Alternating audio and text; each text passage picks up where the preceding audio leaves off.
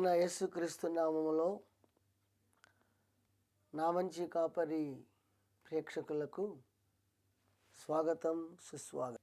ప్రియులరా, మన ధ్యాన భాగముగా పరిశుద్ధ గ్రంథము నుండి మత్తయి సువార్త 6వ అధ్యాయము 16వ వచనం నుండి 18 వరకు చదువుతున్నాను. మీ గ్రంథాలు మీరు చూసుకోవాలని మనవి చేస్తాం. మీరు ఉపవాసము చేయనప్పుడు వేషధారుల వలె దుఃఖముఖులై ఉండకుడి. తాము ఉపవాసము చేయుచున్నట్టు మనుషులకు కనపడవలెనని వారు తమ ముఖములను వికారము చేసుకొందరు. వారు తమ ఫలము పొంది ఉన్నారని నిశ్చయముగా మీతో చెప్పుచున్నాను. ఉపవాసము చేయుచున్నట్లు మనుషులకు కనబడవలెనని కాక రహస్యమందున్న నీ తండ్రికే కనపడవలెనని నీ ఉపవాసము చేయనప్పుడు నీ తల అంటుకొని నీ ముఖము కడుగుకొనుము. అప్పుడు రహస్యమందు చూచుచున్న నీ తండ్రి నీకు ప్రతిఫలమిచ్చును. చిన్న ప్రార్థన చేద్దాం. తండ్రి, మీ నామమునకు స్తోత్రాలు. ఉపవాస ప్రార్థన విషయంలో కొన్ని వచనాలు మేము ధ్యానించుచు ఉండగా ఈ దీనదాసుని మరుగుపరచండి ప్రభువా. వినేవారికి ఇది ఉపయోగకరంగా ఉండగలుగుటకు, మీ నామమునకు మహిమకరముగా ఉండగలుగుటకు సహాయించండి. నా నోట ఆ మాటలు పలికించుమని, అభిషేకించుమని యేసు నామమున వేడుకొనుచున్నాము తండ్రి, ఆమేన్. ప్రభునందు ప్రియులారా, ఈరోజు ఉపవాస ప్రార్థన ఎలా చేయాలి? ప్రార్థన, ఉపవాస ప్రార్థన సంఘ క్రమాలలో కొన్ని ఖచ్చితంగా మనము అది కొంతమంది వ్యక్తులకు సంబంధించింది కాబట్టి అందరూ ఒక టయాన్ని పాటించడానికి కొన్ని క్రమాలు మనం ఏర్పాటు చేసుకుంటాం. మా సంఘంలో అయితే బుధవారం సాయంకాలం బైబిల్ స్టడీ, అలాగే శనివారం సాయంకాలం ఉపవాస ప్రార్థన, ఆదివారం ఆరాధన, అలాగే సండే స్కూలు, ఇంకా కొన్ని క్రమాలు. సంఘస్థులు చర్చికి వచ్చేవి కొన్ని అయితే, సేవకులు సంఘము దగ్గరకు వెళ్ళి చేసే కార్యక్రమాలు కొన్ని. మాకు ఆదివారము 4 ఆరాధనలు జరుగుతున్నాయి. ఆ టయాన్ని బట్టి మేము చేస్తూ ఉంటాం. మాకు సహకరించే కొంతమంది సహోదరులు ఉన్నారు.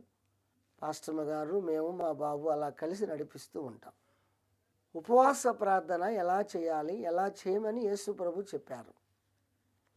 ఈ భాగమును గురించి మాట్లాడడానికి నేను చాలా ఆనందపడుతున్నాను. ఆత్మదేవుడు మనకు సహాయం చేస్తారని నమ్ముచున్నాను. మత్తయి 6:16 చూసుకోండి. ఉపవాసము చేయనప్పుడు వేషధారుల వలె దుఃఖముఖులై ఉండకుడి. తాము ఉపవాసము చేయుచున్నట్టు మనుషులకు కనపడవలెనని వారు తమ ముఖములను వికారము చేసి కొందరు. వారు తమ ఫలము పొంది ఉన్నారని నిశ్చయముగా మీతో చెప్పుచున్నాను. ఇది వేషధారులు చేసే ఉపవాస ప్రార్థన. ఎలా ఉంటుంది? నా ఏడ్పు అందరికీ వినపడాలని, నా కళ్ళ వెంట కారుచున్న నీళ్లు అందరూ చూడాలని, అమ్మో వీరు ఎంత ఏడుస్తున్నారో, ఎంత కన్నీరు కారుస్తున్నారో అని అనేకులు అనుకోవాలని చేస్తారు ప్రార్థన. అది వేషధారులు అలా చేస్తారు. తరువాత వారి ముఖము వికారము చేసుకుంటారు. నలిగిపోయినట్లుగా, వాడిపోయినట్లుగా కనపడాలని, అమ్మో వాళ్ళు ఉపవాసం ఉండి కన్నీరు కార్చి ఎలా అయిపోయారో చూడండి అని అనేకులు అనుకునేలాగా వారిని వారు కనపరుచుకునే ప్రయత్నం చేస్తారు. ఇది కూడా వేషధారులు చేసే పని. కాబట్టి అలాగూ మీరు చేయకూడదు. అలాగూ వారు చేస్తే ప్రజల యొద్ద వారు మెప్పు పొందేశారు, ప్రతిఫలాలు పొందేశారు. కాబట్టి వారి ఉపవాసమునకు, వారి కన్నీటికి, వారి ప్రార్థనకు, వారి స్నానాలకు, జపాలకు నాకు ఏ సంబంధము లేదు. యేసయ్య ఎంత ఖచ్చితంగా చెప్పారు. ఎలాంటి రకాలు ఇప్పుడు కూడా చాలామంది తయారయ్యారు. నిజంగా ఎవరైనా ఈ సందేశం వింటూ ఉంటే మీలో మార్పు రావాలి. దేవుని సేవకుడిగా ఈ మాటలు నేను చెబుతున్నాను. కాబట్టి మీరు అర్థం చేసుకోవాలి. ఆ రోజుల్లో అలా చేసేవారు ఉన్నారు. సమాజ మందిరాలలో, యూదులలో, అలా చేసేవారు ఉన్నారు. దేవుణ్ణి కనపరచాలి, దేవుణ్ణి చూపించాలి అనేది తక్కువ, వారిని వారు ఎక్స్పోజింగ్ చేసుకోవాలి అనేది ఆ ఫిజికల్ ఎమోషన్, ఇది ఎక్కువ. ఇది యేసు ప్రభు వారికి నచ్చలేదు, ఆయన మెచ్చడు. ఇది మంచి పద్ధతి కాదు.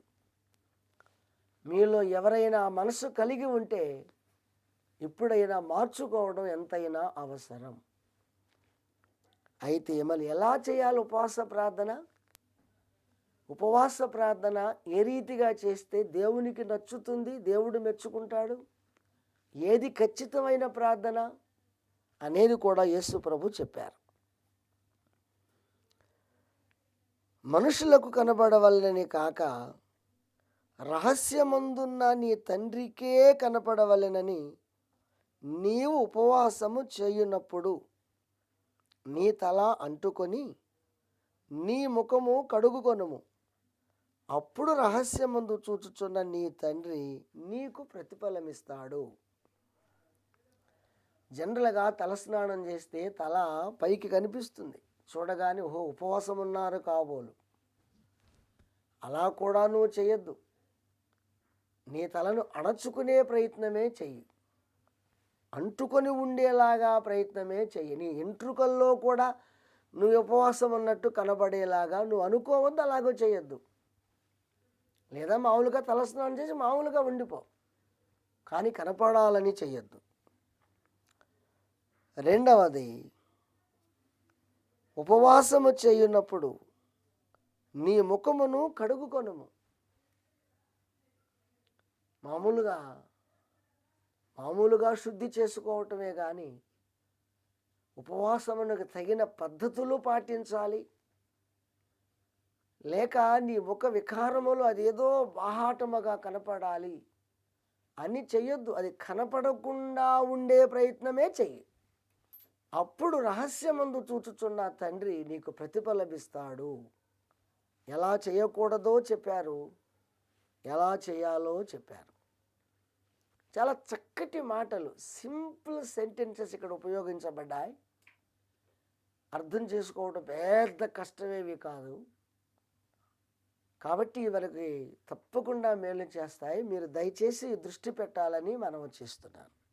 ఉపవాస ప్రార్థన విషయంలో కొంచెం మనం బైబిల్ గ్రంథంలో ముందుకు వెళితే ఇంకా లోతైన విషయాలు ధ్యానం చేయడానికి, నేర్చుకోవడానికి, మనుషులు వారు కలిగి ఉన్న మోసపూరితమైనటువంటి అభిప్రాయాలు దేవుడు ఎలా బయలు చేశారో, ఎలా బయట పెట్టారో, ఎలా వారు ఇక్కడ దిద్దినట్లు కానీ ఆనాడు కూడా దిద్దడానికి ఎలాగో ప్రయత్నం చేశారో వాక్య వెలుగులో కొన్ని విషయాలు మనం చూద్దాం. జకర్యా గ్రంథం 7వ ఈ రీతిగా రాయబడి ఉంది. ఒకసారి చూడండి. రాజైన దర్యావేషు ఏలుబడి యందు 4వ సంవత్సరపు క్లిస్సియపను 9వ నెల 4వ దినమున బేతేలు వారు షెరెజరును రెగెమ్మెల్లెకును తమ వారిని పంపి, ఇన్ని సంవత్సరములు మేము దుఃఖించినట్టు 5వ నెలలో ఉపవాసం ఉండి దుఃఖింతమా అని యెహోవాను శాంతిపరచుటకై మందిరమునొద్దనున్న యాజకులకును ప్రవక్తలకును మనవి చేయగా, సైన్యములకు అధిపతి యెహోవా వాక్కు నాకు ప్రత్యక్షమై సెలవిచ్చినదేమనగా. అంతవరకు వినండి. యూదులు చెరలో ఉన్నారు, జకర్యా ప్రవక్తగా ఉన్నాడు. విడుదల కోసం, యెహోవాను శాంతిపరచుట కోసం అనగా ఆయన కోపం వచ్చింది అన్న విషయం అర్థం చేసుకొని